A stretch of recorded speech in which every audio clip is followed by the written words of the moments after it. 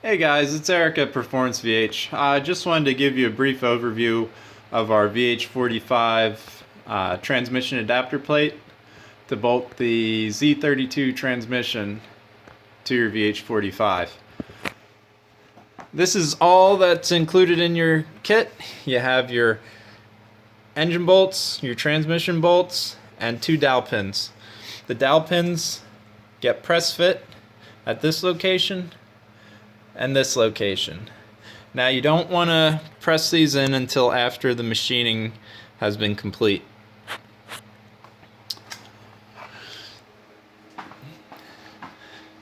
This is a machined bell housing. This is what it should look like after it's been machined. So it starts at this location. All this gets machined off. It has to be the thickness of the adapter plate, which is approximately a ½ inch. It can vary depending on the coating. Usually it's not much more than a couple thousandths of variation, but you just want to have your machinist measure the plate and then machine it so that the plate sits flush with the face of the bell housing. You're going to want to do this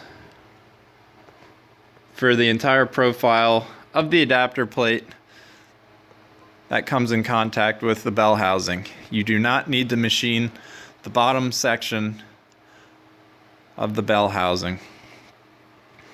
Once the bell housing has been machined down, your machinist can install the bolt holes, the bolts in the holes, sorry.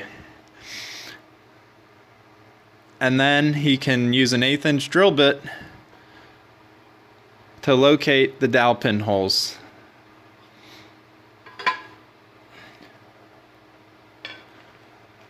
Once he has drilled the pilot holes for the dowel pins here and here, he can use a 25/64 drill bit and drill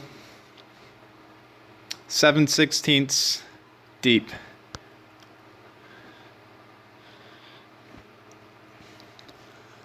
After that, he's going to need to drill through this hole down by the starter. It's a threaded hole.